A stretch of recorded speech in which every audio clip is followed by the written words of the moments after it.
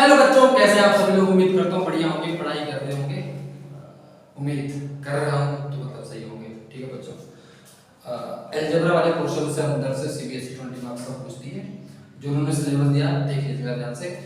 तो उस अलजेब्रा के अंदर से दो चैप्टर बहुत इंपॉर्टेंट होते हैं, क्वाड्रेटिक डिवीजन पहला और दूसरा अरिथमेटिक प्रोग्रेशंस। ठीक है, दोनों हैं बहुत इंपॉर्टेंट चैप्टर्स हैं, बहुत इंपॉर्टेंट हैं आपके लिए, क्योंकि एग्जाम से अंदर मार्किंग इनकी आती है और थोड़े बहुत टिपिकल भी है। हाँ, दूसरी चीज बच्चों, इसके अंदर से इन लोगों ने एक मेथड हटा दिया है, कंप्लीटिंग द स्क्वायर मेथड, वो हमको नहीं करना, जो टफ भी था लेकिन अब हम नहीं करेंगे। ठीक है बेटो, तो क्वाड्रेटिक स्टार्ट करते हैं बच्चों, ध्यान से पढ़ेगा मजा आएगा। ठीक है, तो क्वाड्रेटिक बेटा, उससे पहले हम देखते हैं पॉलिनोमियल्स क्या होता है। क्लास 9 के अंदर हम पढ़ के आ चुके हैं पॉलिनोमियल्स। ठीक है बच्चों, हमने पढ़ा है पॉलिनोमियल्स के बारे में।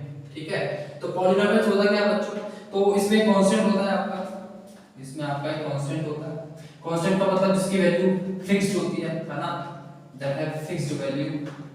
For example 1 2 3 4 5, these are constant. The second one is variable. Variable means does not have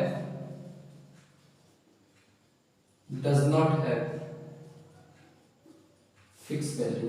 बच्चों जैसे हम कभी कभी x लिख देते हैं, कभी y लिख देते हैं ना, कभी हम a लिख देते हैं, कभी m लिख देते हैं, तो इनकी वैल्यू ना हमेशा अलग अलग होती है, कभी भी एक जैसी वैल्यू नहीं आती। मेरी बात समझ में आ गई, इनकी कभी भी एक जैसी वैल्यू नहीं आती, इसलिए इनको वेरिएबल बोलते हैं, इनकी वैरी करती है वैल्यू, राइट। तो बेटा कांस्टेंट, जैसे मैंने टू कांस्टेंट ले लिया और एक वेरिएबल ले लिया 2x, तो बेटा combination of constant and variable एक टर्म बनाते हैं। क्या बनाते हैं बच्चों? टर्म बनाते हैं। इस चीज को हम क्या बोलते हैं? टर्म बोलते हैं। ठीक है, टर्म बोलते हैं। बट बेटा जब टर्म्स को प्लस माइनस के साइन से अलग कर दिया जाता है तो उसको पॉलिनोमियल बोलते हैं। ठीक है, लेट्स टेक एन एग्जांपल। जैसे मैंने लिखा 4x प्लस 3। ठीक है, तो ये एक आपका वेरिएबल है, मतलब आपका ये टर्म है, ये एक टर्म है, तो इस चीज को हम बोलेंगे बेटा पॉलिनोमियल। क्या बोलेंगे बेटा? इस चीज को पॉलिनोमियल बोलेंगे। ठीक है मेरे बच्चे, समझ में आ गया कि यहां तक मेरी बात समझ में आ गई आपको पॉलिनोमियल क्या होता है?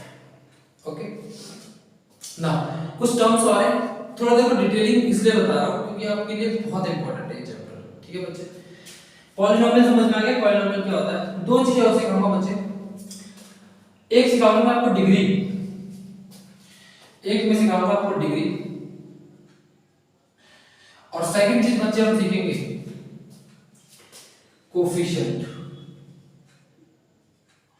सब 9th में पढ़ा है लेकिन हम फिर से पढ़ेंगे, इसकी कोई दिक्कत नहीं है। बच्चे डिग्री क्या होता है? Highest power of variable in polynomial is called degree of polynomial. Highest power of variable, बेटा ये चीज समझिएगा, हाईएस्ट पावर ऑफ वेरिएबल। आगे बात समझ में? यस, एग्जांपल लेकर, ऐसे समझ में नहीं आता ना, एग्जांपल लेकर। बेटा एक पॉलिनोमियल लिख रहा हूं, जैसे मैं पॉलिनोमियल x का पॉलिनोमियल लिख रहा हूं, 4x की पावर 3 प्लस 3x माइनस 7। ठीक है बच्चे, माइनस 7, ये पॉलिनोमियल लिखा मैंने। हाईएस्ट वेरिएबल कौन सा है? x है, आप बोलेंगे सर वेरिएबल x है। x की हाईएस्ट पावर क्या है बच्चे? तो आप बोलेंगे सर 3। तो मैं क्या लिखूंगा? इस पॉलिनोमियल px की डिग्री क्या है बच्चे? Degree is 3। ठीक है बच्चे, हाँ। अगर पॉलिनोमियल फॉर एग्जांपल मैं होमवर्क में कीजिएगा बच्चों, 7x की पावर 6 x की पावर प्लस 1, तो बच्चों इसकी डिग्री कमेंट सेक्शन में मुझे लिख के बताइएगा, बतानी है आपको। ठीक है बच्चे, हाँ, इतनी चीज समझ में आ गई? वेरी गुड बच्चे। ठीक है, नाउ सेकंड कोएफिशिएंट की तरफ जाते हैं। लेट्स से मैंने एक पॉलिनोमियल लिया px 3x square plus 4x minus 1, और मैं पूछता हूं आपसे coefficient of x in polynomial x। इस यहाँ पे x का कोएफिशिएंट, मैंने किसका पूछा बच्चे, x का पूछा है। तो कुछ नहीं होता है, x के साथ में न्यूमेरिकल वैल्यू विद साइन, क्या लेनी है बच्चे, न्यूमेरिकल वैल्यू विद साइन लेनी है। न्यूमेरिकल वैल्यू विद साइन लेनी है, मतलब x के साथ में न्यूमेरिकल वैल्यू क्या है आपकी, मतलब x के साथ में आपका कांस्टेंट क्या है वो चेक कर लीजिए, विद साइन वो आपका कोएफिशिएंट है। तो x के साथ में नंबर 4 जो है आपका विद साइन मतलब प्लस का 4 मल्टीप्लाई में है, तो इसका कोएफिशिएंट बच्चे क्या हो जाएगा, प्लस का 4। समझ गए मेरी बात? Is it clear to everyone? Now listen, अगर ये बात आपके समझ में आ गई है बच्चे, बहुत सिंपल है, बहुत सिंपल चैप्टर है, वेरी गुड। मैं कोएफिशिएंट पूछ रहा हूं, x की पावर 3 का कोएफिशिएंट बताना है आपको px में, ठीक है बच्चे। नाउ आगे बढ़ते हैं।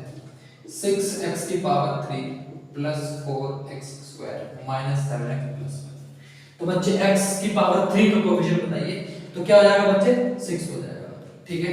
अगर मैं आपसे x स्क्वायर का कोएफिशिएंट पूछ रहा हूं, तो x स्क्वायर का कोएफिशिएंट क्या हो जाएगा बच्चे, 4 हो जाएगा। अगर बच्चों x का कोएफिशिएंट पूछ रहा हूं, तो x के साथ में क्या है, 7, साइन क्या है इसका, -7 आंसर, ठीक है मेरे प्यारे बच्चे। क्या इस बात को समझ गए? अगर इस बात को समझ गए नोट्स बना लीजिए, अगर समझ में आ रही तो अगर समझ में आ रही नोट्स बना लीजिए, नहीं आ रही दोबारा देख लीजिए, और उसके बाद भी नहीं आ रही तो वो देख लीजिए, ठीक है ना। आगे बढ़ते हैं, अगर इतनी बात मेरे बच्चों समझ गए हैं तो आगे बढ़ते हैं। बहुत बेस्ट चीज रहने वाली है, मैं बहुत अच्छे अच्छे क्वेश्चंस कराऊंगा आपको इस चैप्टर के, आपकी प्रीवियस ईयर भी करेंगे बच्चों, ठीक है। बाकी आप पढ़ते रहिए, खुद देखिए ना।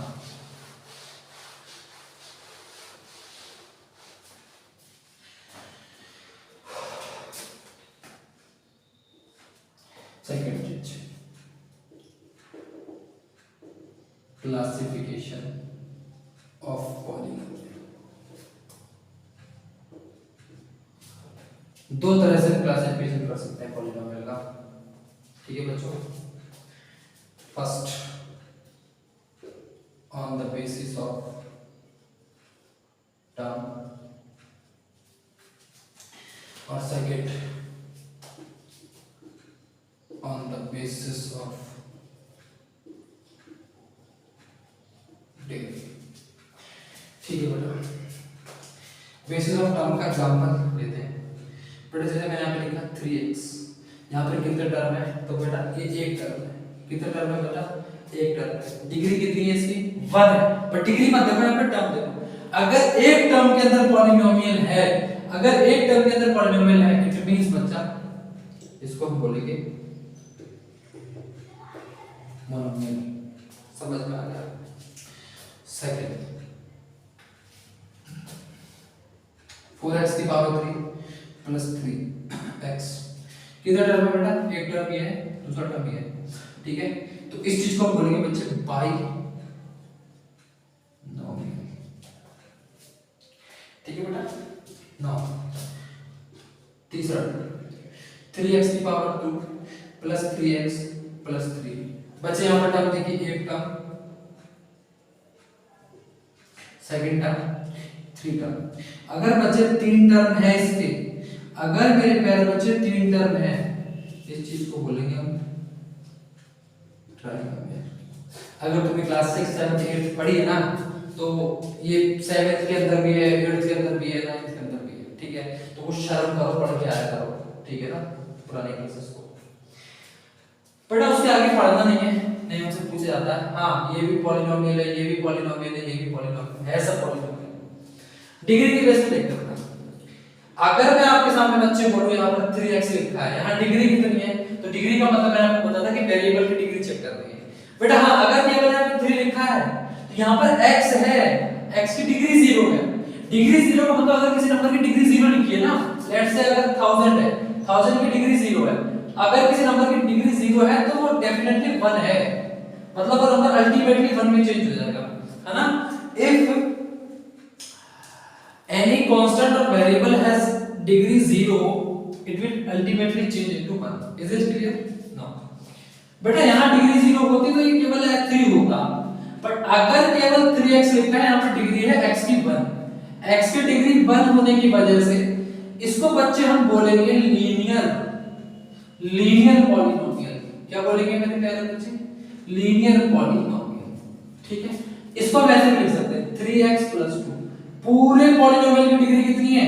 आप कहेंगे सर डिग्री 1 ही है, तो ये लीनियर पॉलिनोमियल है। ठीक है मेरे प्यारे बच्चे, दूसरी चीज ध्यान दीजिएगा, ये बहुत इंपॉर्टेंट है। 4x की पावर 2 + 3x + 3। बेटा यहाँ टर्म तो 3 है, बट डिग्री इस पॉलिनोमियल की कितनी है? डिग्री कितनी है पॉलिनोमियल की? तो आप बोलोगे सर इसकी डिग्री 2 है। अगर मेरे प्यारे भाई डिग्री 2 है तो इस चीज को हम बोलेंगे क्वाड्रेटिक पॉलिनोमियल। ठीक है ना, क्वाड्रेटिक पॉलिनोमियल मतलब मेरे भाई अगर डिग्री 2 है तो वो क्वाड्रेटिक पॉलिनोमियल है, ये चीज याद रखिए। ठीक है ना, इस चीज को मैं ऐसे लिख सकता हूं, अगर केवल 4x² लिखा होता, डिग्री 2 है तब भी क्वाड्रेटिक। अगर मेरे प्यारे भाई 4x + 3 लिखा होता, डिग्री 2 है फिर भी क्वाड्रेटिक। अगर मेरे प्यारे भाई 4x + 3x लिखा है फिर भी ये क्वाड्रेटिक है, क्योंकि डिग्री कितनी है? डिग्री 2 है। बस यही समझना है, आगे बात समझना है। तीसरा देखते हैं बेटा, अगर डिग्री आपकी 3 है, यहां डिग्री कितनी है इसकी? डिग्री 3 है। अगर डिग्री 3 है, ऐसे पॉलिनोमियल को बोलेंगे मेरे प्यारे भाई क्यूबिक पॉलिनोमियल। क्या बोलेंगे मेरे प्यारे भाई? क्यूबिक पॉलिनोमियल बोलेंगे। ये बात तुम्हें समझ में आ जानी चाहिए, अगर नहीं समझ में आई दोबारा से वीडियो देख लो, बट इतना ज्यादा इंपॉर्टेंट कॉन्सेप्ट है, अगर तुम्हें आ गया ना भाई तो इस चैप्टर में कोई दिक्कत नहीं होगी। मेरी बात समझ में आ गई ना? अगर समझ में आ गई प्लीज नोट डाउन कर लीजिए इस चीज को, फिर मैं रफ कर दूंगा, फिर मैं आगे समझाता हूं। ठीक है ना मेरे प्यारे? चलो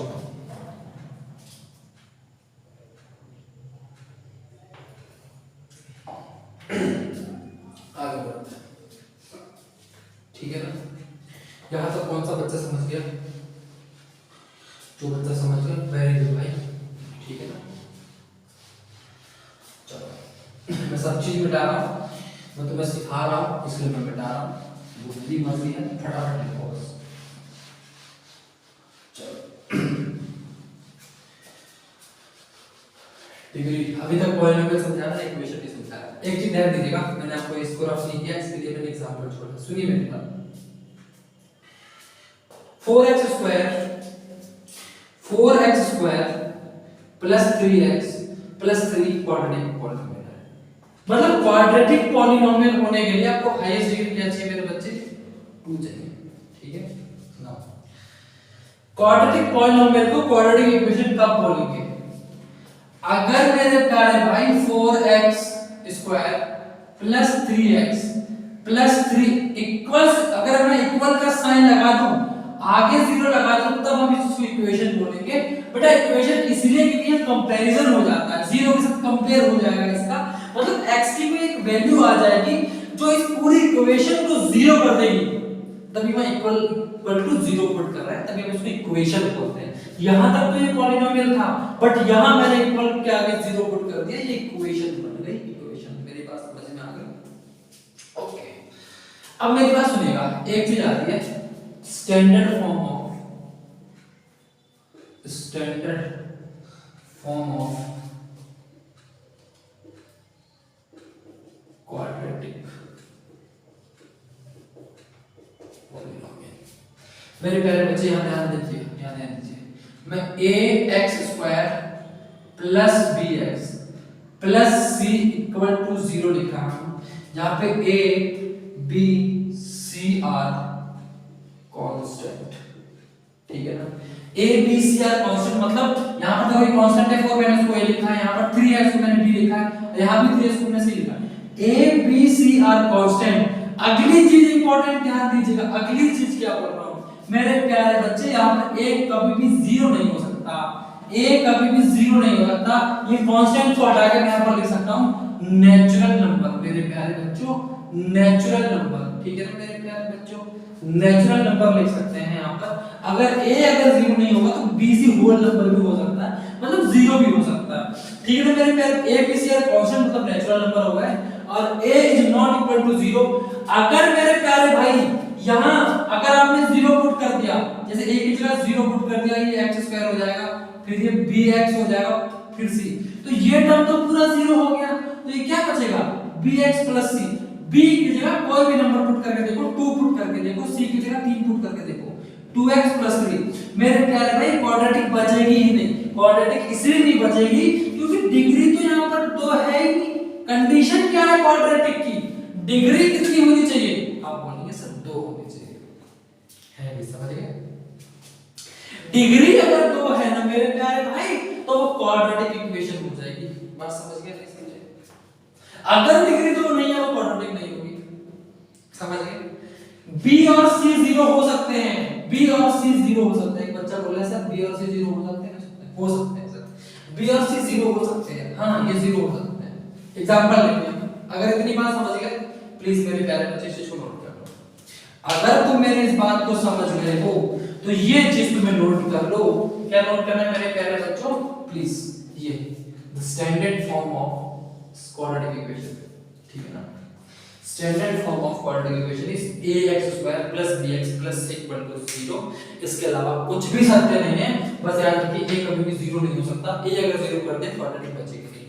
मेरे बच्चे अगर ये चीज समझ गए, प्लीज इस चीज को याद रखिएगा, रिवीजन भी करते रहना है क्योंकि एग्जाम को 6 महीने बचे हैं, ठीक है।